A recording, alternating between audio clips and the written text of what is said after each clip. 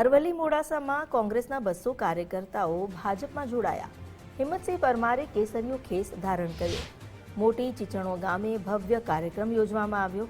ઈડર વિધાનસભાના પ્રભારી હવે ભાજપમાં જોડાયા।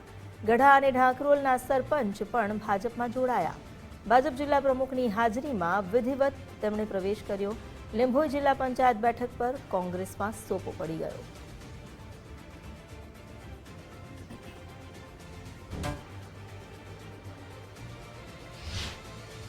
કોંગ્રેસમાં જે રીતે કામ કરે છે, કોંગ્રેસીઓ જે કામ કરે છે, એકબીજાના ટોટિયા ખેંચવા સિવાય કશું કરતા નથી।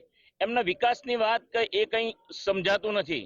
માત્ર ને માત્ર સારા આગળ જાય એવા ઉમેદવારોને સાઈડ કરવા અને રાજ કરવું। રાજમાં તો એ 1995 થી અહીંયા સત્તામાં આવ્યા જ નથી, પરંતુ એમના એવું કહે અમે જ રાજ કરીશું, અમે જ રાજ કરીશું એવું કંઈ, અને એકબીજાના ટોટિયા ખેંચવાનું। મને ખબર છે કે માનનીય ભીખુસિંહજી પરમાર જ્યારે કોંગ્રેસના પ્રમુખ હતા એ વખતે એમને પાડવા માટે મને દિલ્હી લઈ ગયેલા કે ભાઈ એમનો વિરોધ કરવા માટે। એટલે કોંગ્રેસની નીતિ જે છે એ નીતિ રીતિથી હું ખૂબ ત્રાસી ગયો અને પછી હું બીજેપીમાં જોઈન થવાનું સ્વીકાર્યું। વર્ષો સુધી કોંગ્રેસમાં કામ કરી અને વડીલ હિંમતસિંહ એ પોતે 200 જેટલા કાર્યકર્તાઓ સાથે ભારતીય જનતા પાર્ટીમાં જોડાઈ રહ્યા છે।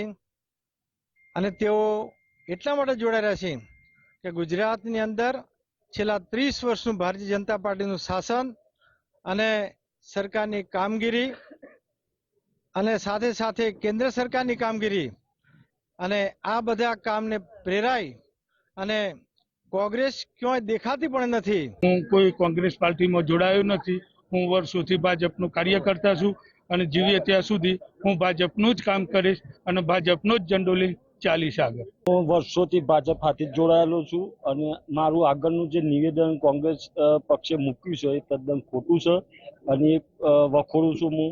તે લોકોએ ખોટી રીતે મારને કોર્ટમાં ઝંડો પહેરાવી અને મીડિયામાં જાહેર કર્યું હતું કે ભાઈ અમારા જોડે જોડાયા છે, એ તદ્દન ખોટું જ છે અને હું વર્ષોથી ભાજપ જોડે જ છું અને રહીશ।